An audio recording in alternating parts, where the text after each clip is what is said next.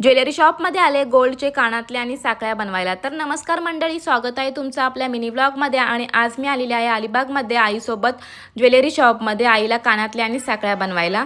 तर इथे छान छान डिझाईन्स होत्या कानातल्यांच्या आणि साखळ्यांच्या। तर आईसाठी आम्ही डन केले डिझाईन आणि नंतर मी माझ्यासाठी बघायला लागली। खूप छान छान असल्यामुळे मी असं इथे ट्राय करत होती। आणि आपल्या लेडीजचा हा स्वभावच आहे, जरी आपल्याला घ्यायचं नसेल तरी पण आपण असं बघतोच नेहमी। आणि मला असं वाटत होतं की मी मलाच घेते असं काहीतरी। खूप छान वाटलं मला तिथे। आणि आईसाठी फायनली आम्ही डन केली डिझाईन छान अशी कानातल्यांची आणि साखळ्यांची, जी की तिला आवडली।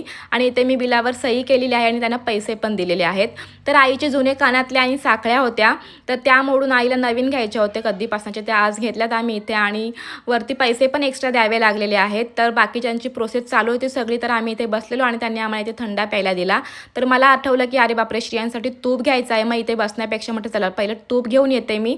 मग तूप घ्यायला आले आणि मला कॉमेंट वगैरे करतात सगळी की ताई तू तूप कुठनं घेतं श्रियांसाठी। तर मी हे कमल नागरी सहकारी बँकेमधनं तूप घेतं श्रियांसाठी। तर ते तूप घेतलं आणि मी पुन्हा ज्वेलरी शॉपमध्ये आले। मग त्यांनी सगळं प्रोसेस केलेली होती। मग त्यांनी पुन्हा मला सगळं दाखवलं की कोणत्या डब्बीमध्ये काय काय आहे ते त्यांनी दाखवलं। बिल वगैरे डन केलं आणि मग त्यांनी सगळं ते पिशवीमध्ये भरून माझ्या हातामध्ये, म्हणजे आईच्या हातामध्ये त्यांनी पिशव्या दिल्या। तर आईने माझ्या हातातच ती पिशवी दिली आणि फायनली आमची ज्वेलरी शॉपिंग झालेली आहे। आणि मग आम्ही निघालोत घरी यायला।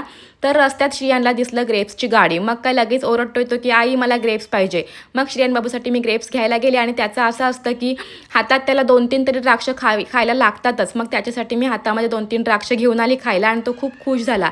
तर असा माझा आजचा दिवस गेलेला आहे। आणि व्लॉग आपला आवडला असेल तर लाईक करा, फॉलो करा आणि सबस्क्राईब करा। तर भेटू उद्याच्या व्लॉगमध्ये। Bye everyone.